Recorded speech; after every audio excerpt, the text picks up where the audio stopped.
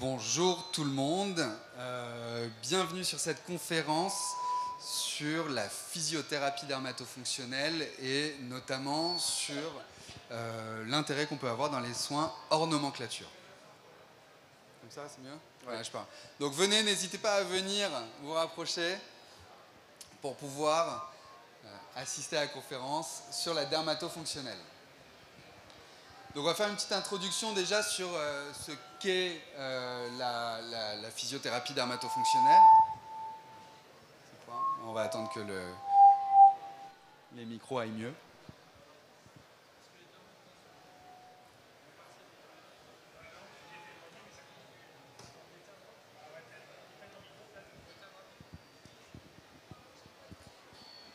Venez, venez.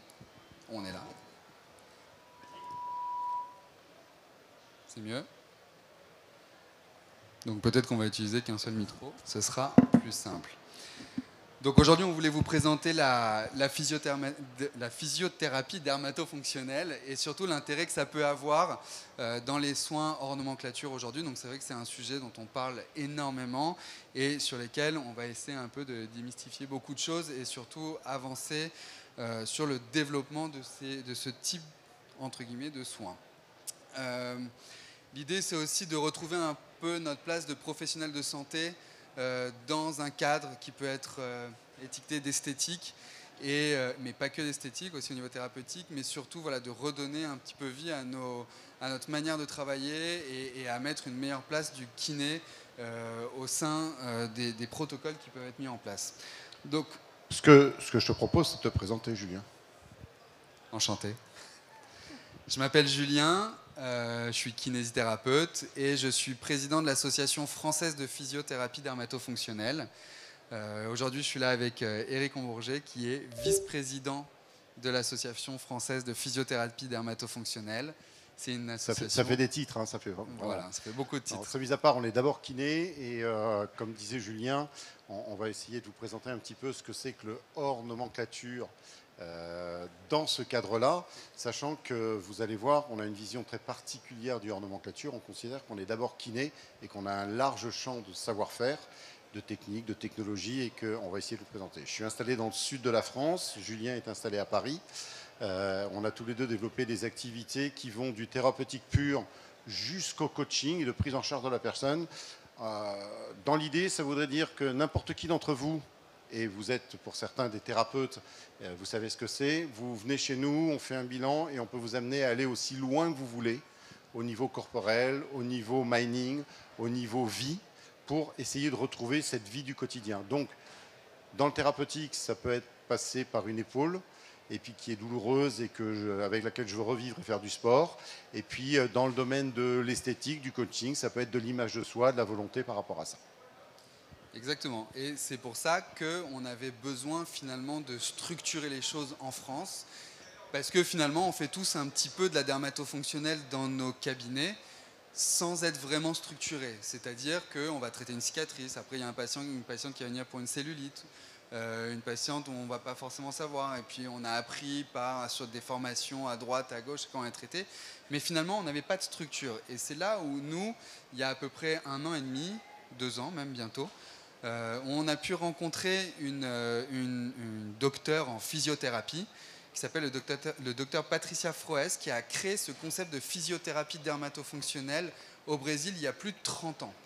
Donc on a eu l'occasion de se rencontrer là-bas, de se rencontrer avec Eric aussi au même moment, et on s'est dit, finalement ça a été une évidence pour nous de rentrer dans ce type de soins de dermatofonctionnel parce que ça structurait un petit peu ce qu'on voulait faire.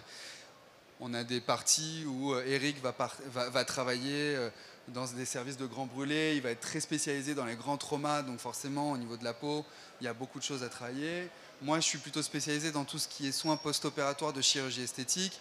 Et en fait, à ce moment-là, on s'est dit, pourquoi pas structurer, ramener les choses et pourquoi pas développer une spécialisation au métier de kiné, qui est finalement les kinés de la peau. Et c'est comme ça qu'est arrivée la dermatofonctionnelle en France et comment on veut le développer en France. Est-ce que ça te va ? Voilà. Président de la PDF française, actuellement sur l'espace une petite annonce. Merci. C'est lui. C'est nous. Donc voilà, donc en fait, il faut savoir qu'on parlait de physio-esthétique à l'époque. En 92, cette notion de physiothérapie esthétique a été créée en 92 par un couple brésilien en 92. Et finalement, voilà, ça parlait d'esthétique principalement. Et le docteur Patricia Froas s'est dit, mais à un moment donné, nous, en tant que kiné, on est professionnel de santé, l'esthétique c'est bien, mais il y a aussi toute cette partie thérapeutique qu'on veut mettre en place. Et elle s'est dit qu'en fait, l'idée de la physiothérapie dermatofonctionnelle, c'était comment redonner de la fonction à la peau, comment lui redonner mouvement, ce qui est notre travail de kinésithérapeute, c'est de redonner du mouvement, mais finalement la peau a aussi besoin de retrouver son mouvement. Alors, et donc, finalement, pourquoi pas aussi son esthétisme aussi. Si on se rend bien compte, chaque fois qu'on traite un tissu, quel qu'il soit, il y a des conséquences externes, visuelles, des conséquences externes qui vont être bloquantes ou pas, et puis il y a des conséquences internes. Et ces conséquences internes ne sont pas toujours traitées à leur juste valeur. Quand ils ont commencé à travailler, parce que vous savez bien que le monde sud-américain est un monde qui travaille beaucoup sur la plasticité et sur l'esthétique de la peau, des tissus, de l'apparence depuis des années, ils se sont dit, ben oui, il y a peut-être des choses à faire à ce niveau-là, parce que c'est la première interface que l'on va rencontrer dans ce cadre-là. Par contre, ils sont moins intéressés à ce côté conséquences de vie qu'on peut avoir sur les téguments et les tissus. Quand on traite une cicatrice, nous, en tant que kinésithérapeute, il y a ce qu'elle a comme aspect, mais il y a aussi ce qu'elle va empêcher de faire au quotidien. Si certains ou certaines d'entre vous travaillent dans le domaine du cancer du sein, on sait très bien qu'une bride cicatricielle ou qu'une cicatrice elle-même va bloquer un mouvement, et en bloquant un mouvement, elle bloque des phases de vie de la personne. Donc, à ce niveau-là, c'était l'idée de regrouper ça et de le mettre en place en commun sur une vision globale pour retravailler ce savoir-faire. Et en l'organisant, ça répondait à nos besoins, à nous tous, d'organisation. Et c'est pour ça qu'après, on est arrivé sur le fait qu'il y avait une demande croissante au niveau de nos patients, mais il y a aussi une demande croissante au niveau des kinésithérapeutes. Beaucoup de kinésithérapeutes ne savent pas comment mettre en pratique ce type de soins-là dans leur cabinet et n'ont pas forcément aussi les formations nécessaires aujourd'hui. Et c'est pour ça que avec cette demande qu'on a pu remarquer au bout d'un an et demi de nos collègues kinésithérapeutes, mais aussi dans nos patients, parce que finalement, quand on a un patient qui est avec une problématique thérapeutique, à un moment donné, il y a une problématique esthétique qui peut se mettre en place. Et c'est cette façon générale-là qu'il va falloir penser, de manière holistique. C'est-à-dire que, selon l'OMS, la définition de la santé, est-ce que tu la connais, Eric? Pas du tout. Pas du tout. Non. Je vais jouer avec mes collègues. Alors, est-ce que vous savez quelle est la définition exacte de la santé selon l'OMS? En tout cas, est-ce que vous en avez une idée? Qu'est-ce que l'OMS a pu dire sur la santé? Bouge pas. À mon âge, ça me fait courir. Un état complet de bien-être physique, social et psychique. Psychique et mental. Psychique et mental, exactement. C'est exactement ça. Comment? Et non pas seulement une absence de maladie. Et non pas seulement une absence de maladie. Et en fait, c'est là. C'est comment traiter la personne dans sa globalité. Et il y a une vraie demande autour de tout ça. Et qui mieux que nous, kinésithérapeutes, il faut savoir que la peau, finalement, c'est, nous en tant que kiné, c'est le premier organe qu'on touche. Donc, à partir de ce moment-là, on pense que le kiné a un rôle hyper important à jouer dans le traitement de la peau, des tissus, mais aussi de tous les systèmes connexes. Il faut savoir que dans la dermatofonctionnelle, on a 7 grands champs d'application principalement, qui est la définition selon les associations brésiliennes et sud-américaines, sur lesquelles nous, en France, on va essayer de développer aussi d'autres champs d'application. Et en fait, c'est ça, c'est comment prendre en charge la personne d'une manière holistique, d'une manière globale. Et cette demande est très croissante dans nos cabinets. Et c'est vrai qu'on a les connaissances, on a les techniques, on a de la thérapie manuelle, on a des massages. Il ne faut pas oublier qu'on est... Bon, maintenant, ça a changé, on n'est plus masseur kinésithérapeute, nous ne sommes que des kinésithérapeutes. Ça n'a pas encore changé. Ah, ça n'a pas changé ça a été encore. déposé au niveau... Mais il ne faut pas oublier qu'on a nos mains et que nos mains sont très importantes et qu'on peut soigner aussi avec nos mains. Et que l'exercice physique, c'est très bien, la fonction, le mouvement, c'est très bien, mais la fonction et le mouvement de la peau est aussi très, très importante. On va travailler aussi avec des technologies, principalement. Ça peut être de l'endermologie, ça peut être de la técar-thérapie, de la pulsothérapie. Voilà, tout plein de machines que vous pourrez retrouver ici, sur lesquelles aussi il va falloir être formé spécifique à la dermatofonctionnelle. Il y a des formations très spécifiques en fonction du temps, voilà, et c'est ça qui va être très important. Et c'est là-dessus où... Vas-y, je te laisse finir sur la formation. Non, j'allais dire un petit truc, c'est que, en fait, quand on s'est rencontrés, on a eu une personne qui nous a fait un petit casting et qui a fait rencontrer des gens. Je ne connaissais pas Julien avant. Et puis, il y a Marie qui est avec nous, qui est là, Marie Berthet, qui travaille sur Nice. On a Ingrid Lano, qui est sur Toulon. On a Franck Dubois, qui est sur Lille. On a tous des personnalités complètement différentes. Et en fait, dans ces personnalités, ça va de... un qui tchatche beaucoup comme moi ou Julien et d'autres qui sont plus calmes et plus tranquilles. Ça va de je fais une prise en charge globale jusqu'à des orientations très thérapeutiques et très spécifiques. Et en fait, tout le monde s'est retrouvé dans le projet. C'est-à-dire qu'à la fin, on a fini par avoir une seule personnalité avec des jambes, des bras, une tête qui a commencé à travailler dans cette idée-là. Et la première année où on a présenté ça, c'est-à-dire l'année dernière où on a présenté ça à Reduca, il y a beaucoup de confrères et consoeurs qui sont venus en disant tiens, je me reconnais dans cette idée-là du projet. Parce qu'on a tous une partie de ce projet-là qui est déjà ancrée chez nous dans notre façon de travailler. Qui veut traiter des cicatrices est déjà dans le domaine. Qui veut travailler sur de la prise en charge mentale de la personne est déjà dans le domaine.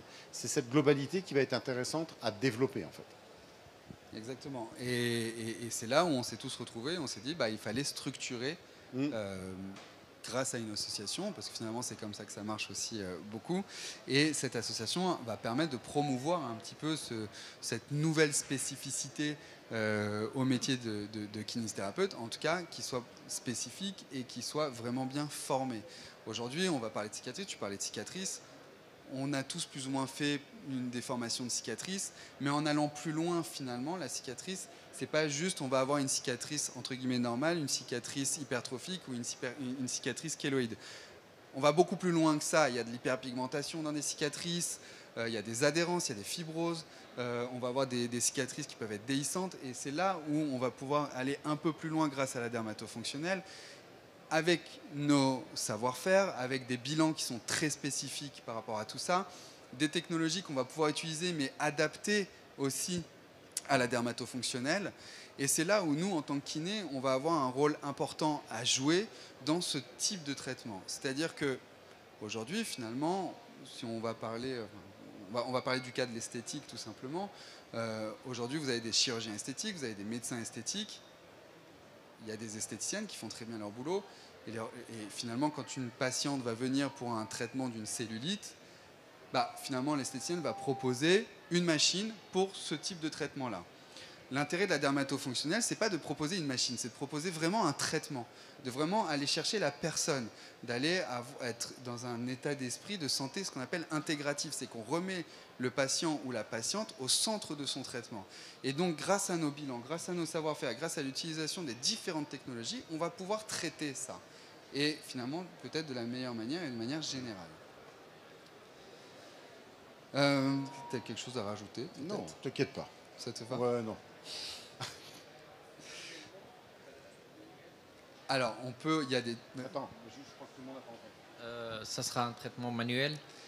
Il y a des traitements manuels. On va aller voir tout ce qui va être traitement cicatriciel manuel. On va avoir des drainages lymphatiques manuels.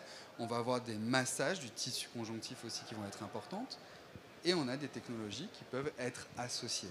D'accord ? En fait, dans l'idée, ce qu'il faut comprendre, c'est que un jour, devenir physiothérapeute dermatofonctionnel, on a rencontré des instances, on a rencontré l'ordre, on a parlé avec eux, on a vu un petit peu le positionnement.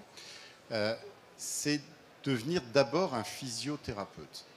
Donc, manuel ou pas, la question ne se pose pas, en fait, vraiment. Technologie ou pas, la question ne se pose pas. Je jette peut-être un pavé dans la mare, mais ça fait des années que je travaille dans le domaine et que ça fait des années que je décide de prendre tout le champ de compétences de mon métier de thérapeute. Et dans mon métier de thérapeute, j'ai des soins... la Sécu ne prend qu'une petite part. En fait, on a toujours mis des trucs un peu sur la tête avec la Sécu. En fait, la Sécu a décidé de rembourser des choses, et tant mieux, parce que ça devient social et humain, donc tant mieux. Mais il y a d'autres choses qu'on peut faire. Et en fait, dans l'idée, c'est plutôt de se dire, demain, si je me fais opérer par un chirurgien, est-ce que je vais aller le voir en lui disant une bouteille de whisky, un bâton dans la bouche et un couteau chauffé au fer blanc, ou alors bistouri laser, je vais prendre un petit peu un anesthésiste avant pour savoir si tout va bien, je vais faire quelques examens pour savoir si mon cœur va supporter, et ainsi de suite. La technologie est présente. La plupart, 80% des gens qui sont venus ici sont venus grâce à leur téléphone, leur GPS, ont présenté un code barre, et ils ont pris de la technologie. Pourtant, c'était bien un téléphone qui était dans la main. Donc le praticien, au travers de sa main, va être présent, aura des techniques, aura des savoir-faire, mais il va surtout intégrer tout le reste dans cette compétence. Et nous, ce qu'on veut faire, c'est fédérer les gens autour de ce projet de connaissances, que les gens qui ont des connaissances, ici on a une personne qui fait du traitement et de la formation sur les cicatrices, toutes ces connaissances peuvent s'intégrer dans le système. Et à partir de là, on va essayer d'ouvrir sur un projet global regroupant. Mais ce qu'on veut, c'est qu'aussi, cette notion de savoir développer son activité, et on va le voir un tout petit peu plus loin, fasse partie aussi du projet. C'est-à-dire qu'on puisse remaîtriser tout notre domaine de kinésithérapeute. En fait, c'est ça, c'est qu'aujourd'hui, notre champ de compétences en tant que kinésithérapeute, il est très large, très très large. Aujourd'hui, pour être très sincère, pour la majorité d'entre nous, on est dans une espèce de zone de confort qui nous permet d'être remplis dans nos cabinets parce qu'on a un remboursement de la sécurité sociale. Donc c'est un confort finalement. Ça remplit nos cabinets, on vit bien, tout se passe bien. Mais finalement, avec nos connaissances, avec nos techniques, avec tout ce qu'on sait faire, c'est dommage. On a un champ de compétences qui est énorme. Finalement, le conventionnement sur un champ de compétences comme ça, on est là dans le conventionnement. Donc nous, en tant que kinésithérapeute, on peut faire beaucoup de choses. Et on est professionnel de santé. Donc on a quand même une sécurité pour le patient sur beaucoup de types de traitements. Et c'est là où il faut en venir. Et c'est pour ça qu'on parle aussi de tous ces soins hors nomenclature. Alors c'est très à la mode de parler des soins hors nomenclature, mais finalement c'est une vraie aubaine pour nous en tant que kinésithérapeute. Et c'est quelque chose qu'on a trop malheureusement mis de côté à cause de cette zone de confort. Et puis à cause des habitudes des patients, faut être honnête, il n'y a pas que nous, mais peut-être que c'est une méthodologie de la transformation personnelle qui fera qu'on avancera dans d'autres voies. Donc c'est celle-là qui peut être intéressante. Oui, c'est une éducation. C'est-à-dire qu'on a grandi en tant que kinésithérapeute dans un système de santé conventionné où on nous a toujours dit, bon, bah, c'est conventionné, c'est remboursé par la Sécu, point final. Et que finalement, on ne nous a jamais vraiment ouvert au reste. Et c'est là-dessus qu'il va falloir aussi aller un petit peu, parce qu'on a vraiment quelque chose à faire dans ce type de soins et aussi redonner de la santé. Parce que voilà, on parle d'esthétique, enfin moi je parle souvent d'esthétique, parce que voilà, c'est ce que je fais principalement, mais voilà, je vais vous donner un exemple très simple. En tant que kinésithérapeute, quand il y a un post-opératoire après une liposuction par exemple, nous on va reconnaître, on va faire un bilan de santé à cette patiente. Il ne faut pas oublier qu'une chirurgie esthétique, c'est aussi un acte, c'est un acte médical. Donc demain matin, vous faites un ligament croisé, le chirurgien orthopédique, il va vous envoyer vers le kiné, il ne va pas vous envoyer soit vers le coach sportif, soit vers un salon de massage pour faire le soin. On est d'accord? Moi, je parle pour mon cas, après tu pourras parler sur le reste, mais en chirurgie esthétique, c'est pareil. Je vais vous donner un exemple assez simple. J'ai une patiente que j'ai retrouvée après 3 semaines de soins intensifs parce qu'elle a été faire un massage très connu brésilien en ce moment, qu'on connaît, je dirais pas forcément le nom, qui a été fait par une praticienne qui avait 4 heures de massage de formation. Et je peux dire le nom? Notre copine Renata, voilà. Le problème de Renata Franca, c'est un massage bien-être qui est extraordinaire. En bien-être, pas de problème. Mais la problématique, c'est la formation. La formation, c'est majoritairement des gens qui viennent se former, qui ont 5 heures de formation, qui payent ça je ne sais pas combien, mais qui n'ont qu'à 5 heures de formation. Nous, on a quand même des années de formation derrière pour faire du massage de drainage lymphatique brésilien. Pour une journée de formation. Une journée de formation chez Renata, c'est à peu près dans les 1 500 € pour rien apprendre. 3 manœuvres. Pour 3 manœuvres. Et en fait, là... Mais le problème qui est survenu à votre patiente, qui a été en rien, c'est quoi? Alors, et ce qui s'est passé, c'est que un post-opératoire, maintenant, ils ont fait des formations post-opératoires. La patiente est arrivée 4 jours après sa liposuction, avait mal au mollet. Et à votre avis, qu'est-ce qui se passe quand on a mal au mollet? Après une opération, 4 jours après une opération, quels sont les risques? Les bites. Et donc, la masseuse, elle s'est dit, pas de problème, c'est une contracture. Et elle a massé. Embolie, 3 semaines réa. En gros, c'est là où je veux en venir. C'est que on a, nous, en tant que kinésithérapeute, un vrai rôle aussi de prévention à ce niveau-là. D'accord? Que ce soit en chirurgie esthétique, que ce soit en chirurgie orthopédique, quel qu'il soit. Dans le massage, on a un champion du massage qui est juste là avec nous. On est des masseurs, on a appris à masser, on a des mains et c'est notre métier aussi, je pense. Il faut retoucher un petit peu ses patients. Le mouvement passe aussi par le mouvement de la peau et comment le toucher. Alors moi j'ai une question.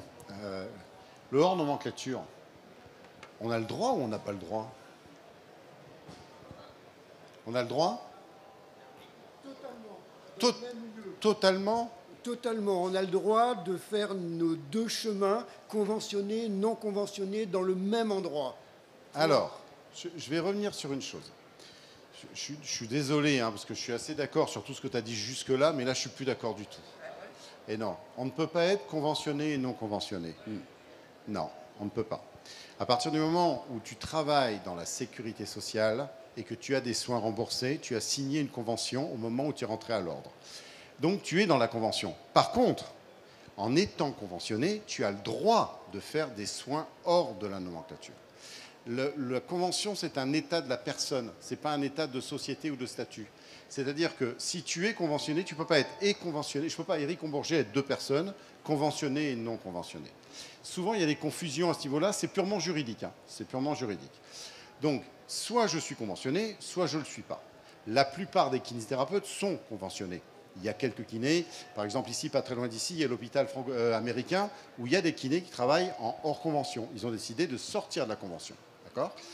Malgré tout, à partir du moment où on est kiné, on était adhérent à l'ordre, la convention, ou non conventionnée, nous oblige à adhérer à notre décret de compétence, ce qui veut dire que même un kiné hors convention doit faire ses tarifs avec tact et mesure, tel qu'on nous le demande. Par contre, 90% des kinés sont conventionnés. Et en étant conventionnés, on va se retrouver dans une situation très particulière, c'est qu'on a des soins où la Sécu a dit « Ok, c'est de la maladie, je vous rembourse ».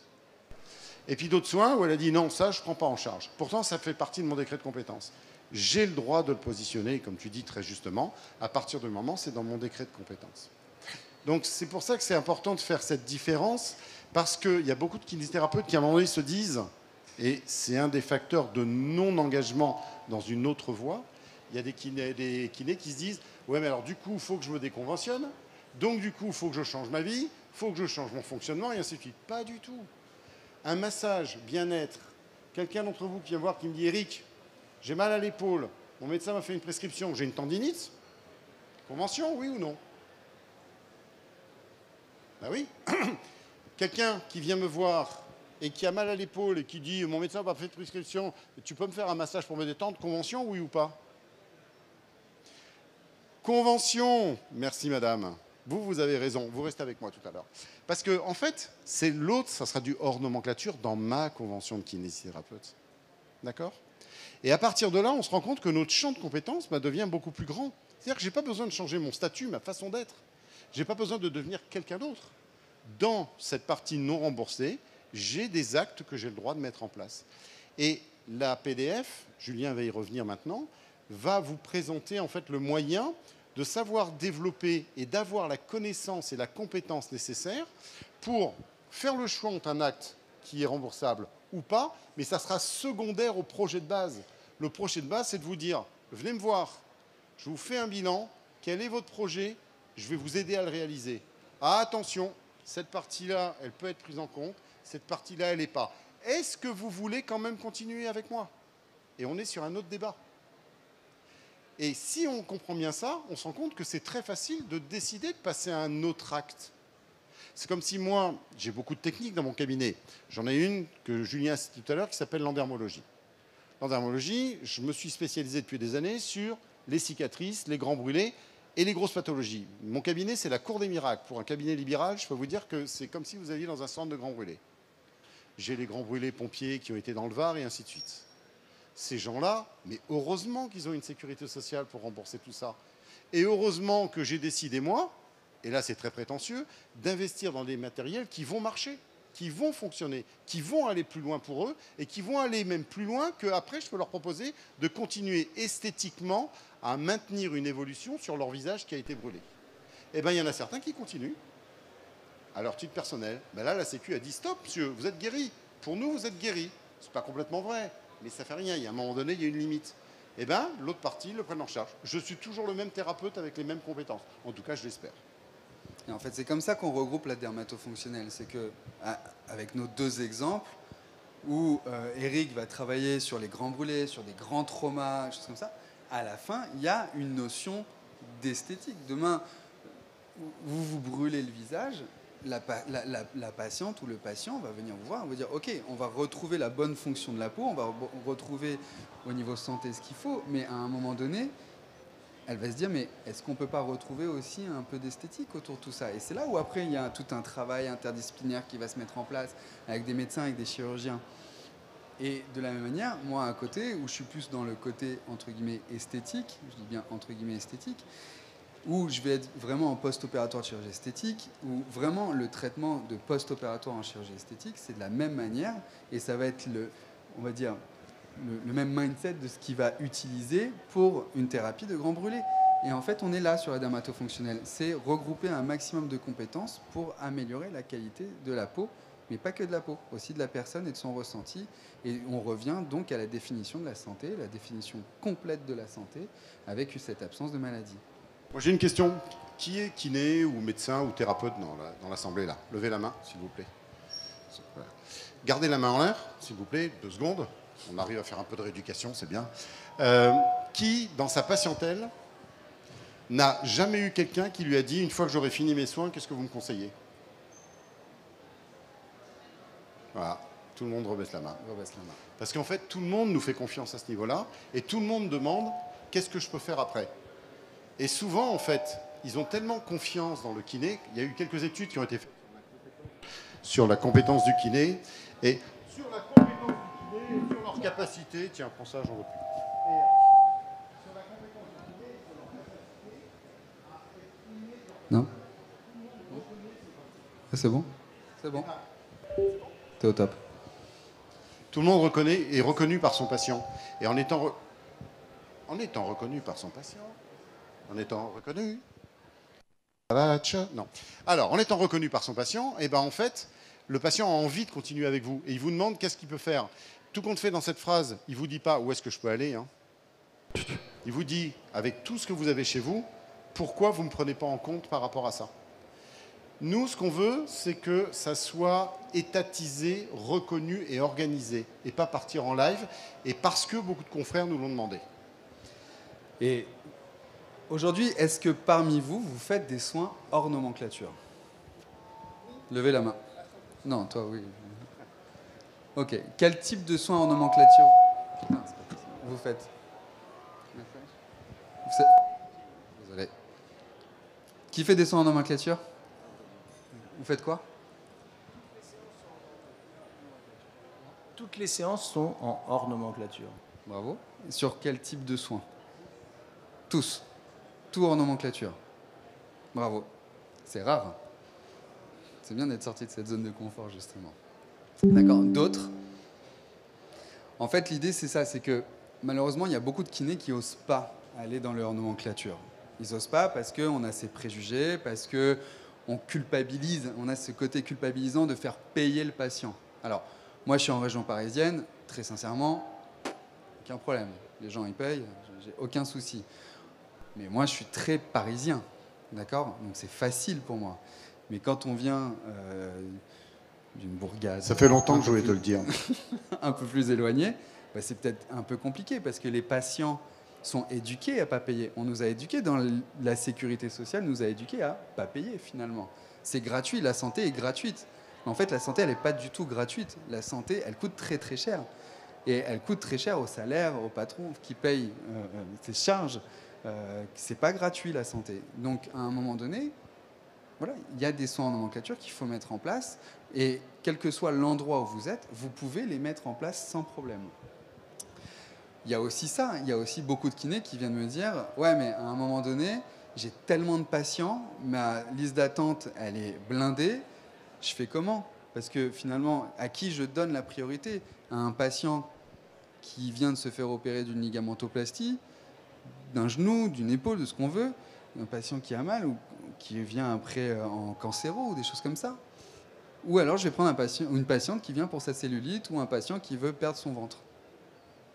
La question est de savoir qu'est-ce que vous voulez faire.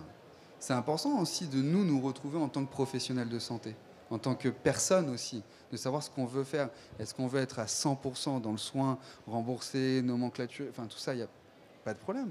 Est-ce qu'on veut changer un petit peu? Est-ce qu'on a la volonté de changer aussi un petit peu? Si vous avez la volonté, vous pouvez le faire. Il ne faut pas culpabiliser de le faire. Il faut aussi penser à vous. Qu'est-ce que tu en penses? Tu penses à toi? Surtout depuis que tu dis que je vis dans une bourgade. Ça me fait plaisir. Mais c'est choisi, hein, 20 ans de Paris, je suis allé dans ma bourgade après, c'est pas de souci. Non, mais voilà, la difficulté, elle est là. En fait, ce qu'il faut bien comprendre, c'est que, mais vous le savez tous, hein, on est en train d'enfoncer des clous qui sont déjà enfoncés, mais qui ont du mal en fait à être reconnus. C'est qu'il y a non seulement un vrai marché, et non seulement le moyen pour nous de développer des choses qui peuvent nous plaire, qui peuvent changer notre quotidien, parce qu'on a envie d'aller sur certains axes, et que ces axes, c'est parfois difficile d'y aller. Alors, nous, on n'est pas arrivé comme ça, simplement, on a un petit peu de différence d'âge avec Julien. Moi, quand j'ai commencé il y a 30 ans en arrière, je peux vous dire que faire un soin dit hors nomenclature et le faire payer comme ça, il y a Ingrid Lano qui travaille avec moi ici, on s'est dit qu'on avait des premières suées, hein, parce que, en fait, dire à quelqu'un, tu dois me payer. En fait, c'est plus le remboursement de la Sécu qui va faire le truc. Ça a été quelque chose qui a été assez difficile à mettre en place. Mais en même temps, dans mon développement personnel, j'ai eu des envies d'aller plus loin. Alors mes envies allaient vers le sens, non pas de faire plus d'argent ou faire autre chose. On gagne relativement bien notre vie comme kinésithérapeute. Mon envie, ça a été de faire d'autres choses pour le bénéfice de mon patient qui est devenu mon client. Vous savez, j'ai quelques trucs comme ça qui me viennent des fois, moi. Je suis assez provocateur et je dis toujours que les kinésithérapeutes, souvent, ils se masquent derrière le fait qu'ils veulent soigner des patients toute leur vie, mais au moment où ils partent à la retraite, ils sont d'accord de vendre une clientèle. En fait, on gagne bien de l'argent avec une clientèle que l'on a. Ce qu'il faut, c'est rester humain dans ses soins et essayer d'offrir le maximum de choses. Et c'est un vrai marché par rapport à ça. Et le patient, vous verrez, si demain vous ne le faites pas déjà, mais que vous avez envie de le faire, eh ben vous verrez qu'il sera content de parler de ça avec vous. Il est prêt à aller plus loin. Il négociera, hein, il essaiera de faire passer des choses, mais il sera prêt d'aller plus loin. Cette communication dont tu vas nous parler est vraiment très importante. C'est ça, c'est comment communiquer, avoir une communication transparente avec le patient. Alors, il faut savoir que dans les soins hors nomenclature, et notamment même en physiothérapie dermatofonctionnelle, il y a des règles, il y a des lois, on ne peut pas faire ce qu'on veut.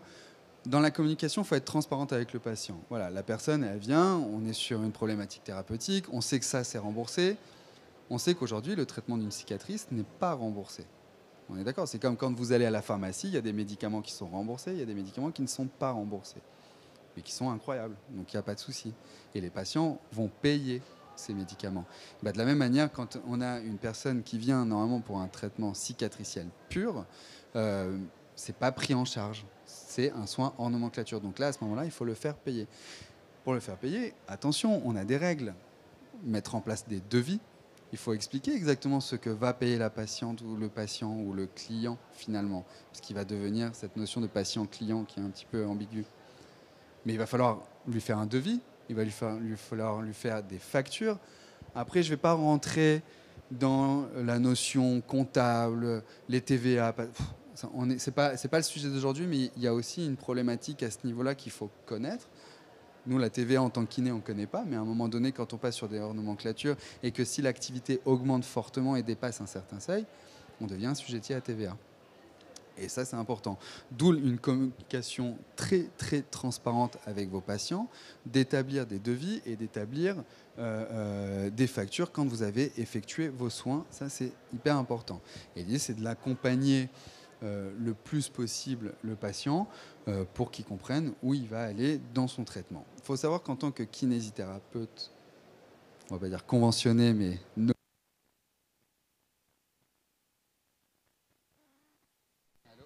Un, deux. Tiens. Ok, ça marche ici. Je ne sais plus ce que je voulais dire. Nomenclaturé. Tu écoutes bien. Je ne sais plus ce que je voulais dire. Je ne sais plus du tout ce que je voulais dire. Le patient va venir... je ne sais plus ce que je voulais dire. C'est pas grave. Je ne sais plus ce qu'il voulait dire. Et donc, du coup, ce qui va être important, c'est vraiment de partir sur bien présenter votre projet, avoir une volonté, en fait, d'innover dans votre activité et de partir.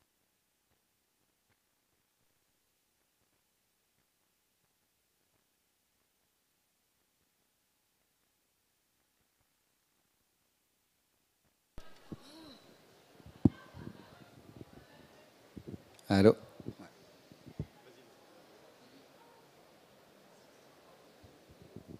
Donc, on va vraiment donc, personnaliser l'offre. Alors, dans notre organisation, nous, pour la PDF, il y a une première formation qui se fera, qui sera dans le domaine du bilan, dans le domaine de la connaissance et dans le domaine des rappels. Parce qu'en fait, il faudra se rappeler qu'est-ce qui se passe après une chirurgie plastique, qu'est-ce qui se passe après une chirurgie esthétique, qu'est-ce qui se passe sur un tissu, comment on va travailler sur ce tissu. On a même été voir l'ordre des dermatologues, ce qui est une rare première fois dans le domaine de la kinésithérapie, même s'il y a des dermatologues qui travaillent avec nous et qui font avancer les choses. Malgré tout, le fait d'accepter le débat, c'était quelque chose simplement pour qu'on fasse de la prévention. Pas attention, on n'est pas là pour poser un diagnostic. On va dire, attention, là on a un doute, maintenant le spécialiste, qu'est-ce qu'il va nous dire? Mais pour ouvrir un petit peu le niveau de connaissance par rapport à ça. Et derrière ça, il y aura le travail sur des savoir-faire, des technologies, qui sont des domaines, très souvent donc dans le domaine du hors-nomenclature. Et ce qu'il faut savoir, c'est que ce hors-nomenclature, comme c'est marqué derrière moi, c'est une vraie opportunité. Mais est-ce que c'est une opportunité que pour nous, kinésithérapeutes? Non, pas spécialement. C'est une opportunité pour nos clients, pour nos patients. Parce qu'en fait, sinon, où est-ce qu'ils vont aller chercher ça? Ou alors, ils vont le chercher de façon tellement ponctuelle qu'on ne sera pas sur cette vision globale telle que le demande l'OMS au niveau du soin et de la santé de la personne. C'est une reconnaissance globale qu'on va avoir à ce niveau-là. Alors, faire que l'un ou que l'autre, moi non. Moi, je sais que je continuerai à être thérapeute comme je le suis, mais je serai un thérapeute de la personne, un thérapeute d'un projet de vie dans lequel s'intégrera peut-être différents éléments qui, fiscalement ou juridiquement, ne seront pas tous pris en charge. Mais la personne est capable de le faire. On est capable de se payer 1 000 € de plus pour une belle couleur de voiture, comme on est capable de se payer une coupe de cheveux parce qu'on veut celle-là ou l'autre pour faire autre chose. C'est ce domaine-là qui va être important. La personne doit être décisionnaire de son projet de vie et on doit l'aider à prendre cette décision. C'est ça. Et donc, vous avez le droit de faire des soins hors nomenclature. Là, on parlait des cadres, ouais. Ouais, je ne sais pas si... Pas besoin. En fait, j'aurais plutôt tendance à vous poser, moi, des questions en vous disant, est-ce que vous, par rapport à ce domaine du hors nomenclature, on a vu tout à l'heure avec notre collègue qu'il y avait encore, pardonne-moi encore, je t'embête encore un peu, pourtant je t'aime beaucoup, mais il y avait des confusions entre convention et non conventionné. Est-ce que vous avez des questions? Est-ce qu'il y a des domaines où vous dites, tiens, non, c'est pas possible, je ne peux pas le faire? Est-ce qu'il y a des choses au niveau administratif qui sont problématiques à ce niveau-là, par rapport à la déclaration, par rapport au fait... Tiens, un massage, quelqu'un vient me voir, allez, je vous pose moi la question. Quelqu'un vient me voir pour faire ce fameux massage d'épaule pour une tendinite, d'accord? Et puis, sa femme, qui est venue, son mari lui a dit... super, ça m'a fait du bien son massage et tout. Elle vient voir, elle me fait, j'ai mal au cervical, pourriez me faire un massage bien-être des cervicales? Lequel des deux rentre dans mes honoraires? Alors, est-ce que ceux qui sont pour le massage tendinite, ça rentre dans mes honoraires quand j'aurai fait ma facture? Levez la main. Oui, oui, oui, oui. Ceux qui disent que... Salut jeune homme. Ceux qui disent que ça rentre dans mes honoraires, le massage bien-être, levez la main. Bah oui, bien sûr, en fait. Mais je vois que dans vos réactions, c'est pas spontané. Il y a encore des... Est-ce que je vais bien dire? Est-ce que je vais être seul à lever la main? Est-ce que... Bah oui, en fait, ce sont des honoraires. Pourquoi ce sont des honoraires? Parce que moi, kiné, moi, décret de compétence. Donc en dessous, moi, faire des soins. Et dans mes soins, quand je facture, ce sont des honoraires. Ah, mais en dessous de ça, il y a encore autre chose. Vous voyez que c'est bien en dessous. En dessous, il y a une feuille de soins d'un côté remboursée, pas de feuille de soins, une facture. Mais ça reste mes honoraires. Donc c'est bien, demain, la Sécu périclite, et on n'est pas loin des fois quand on voit un peu ce qui se passe, eh ben, j'ai toujours des honoraires que je peux mettre en place. On ne va pas me retirer le terme honoraire. Ça honore le fait que je sois thérapeute. Et je vous rappelle que notre kinésithérapie, notre métier de MKDE est considéré comme un art. Ça reste toujours considéré comme un art. Donc on a des honoraires. Par contre, si à cette personne, d'accord, pour X raisons, je vends des produits, je vous rappelle qu'on ne peut en vendre que dans la continuité du soin, mais je vends des produits, ça ne peut pas être des honoraires. Parce que là, ce n'est pas moi qui ai fait quelque chose qui est mis en place. Je fais un soin d'endermologie, je fais un soin de T-car-thérapie, je décide d'utiliser un matériel spécifique de gymnastique.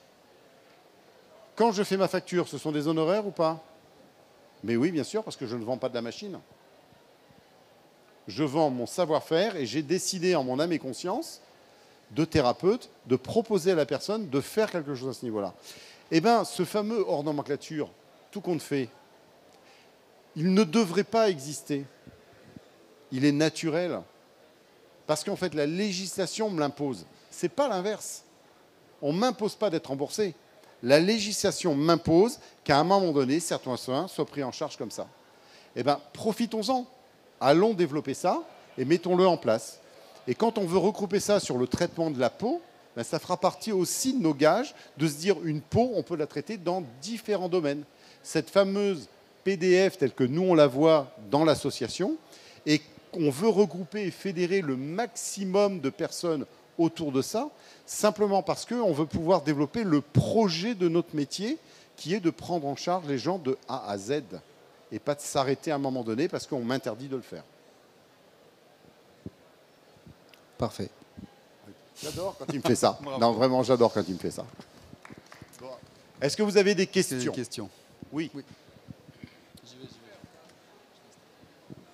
Est-ce qu'on peut faire un soin conventionné et hors nomenclature en même temps? Est-ce qu'on peut faire un soin? En gros, moi j'ai de la T-car. Oui. Je fais de la kiné classique, donc je facture 16 €. Mais la T-car, après je fais de la T-car, et ben je le facture en soin hors nomenclature. Alors, oui. En fait, tu as employé le bon mot. Ouais. Après. C'est-à-dire que la législation de la sécurité sociale, pour pouvoir faire des remboursements, a donné une cotation, une codification, et il n'y a rien d'autre qui existe. Même mon collègue parisien qui est à ma gauche, quand il facture 25, 30 ou 35 € et que c'est toléré en région parisienne, ce n'est encore aujourd'hui qu'une tolérance. Ça n'a jamais été validé et déposé. Si demain la Sécu décide de faire marche arrière du jour au lendemain, ça fera peut-être aller tous les kinés parisiens, mais ça sera comme ça. D'accord? Donc aujourd'hui, je prends un truc, je vais dire des chiffres de base, parce que vous avez vu tous comme moi que les nouvelles cotations et codifications avec des 9,43, des 8,52, j'ai l'impression de faire toucher-couler dans une bataille navale. Donc du coup, j'ai une cotation qui vaut 10 €. Un AMM, je ne sais pas quoi, un AMK, ISC, ça vaut 10 €. La Sécu me dit en moyenne, c'est une demi-heure de soins, avec tout ce que tu veux mettre dedans. Ce n'est pas parce que tu utilises un matériel X ou Y que tu as le droit de facturer ce matériel. Donc là, si je prends la personne comme ça et que je prends moi un cellule M6, que je vais prendre un appareil de gym, Technogym, là j'en vois plein, et ben du coup, c'est moi qui décide parce que ce matériel m'intéresse pour réussir mon soin. Par contre, tu considères qu'il y a un investissement sur ta machine. À ce moment-là, tu dis, OK, madame, ça va vous coûter 5 € de plus. Je dis un truc idiot.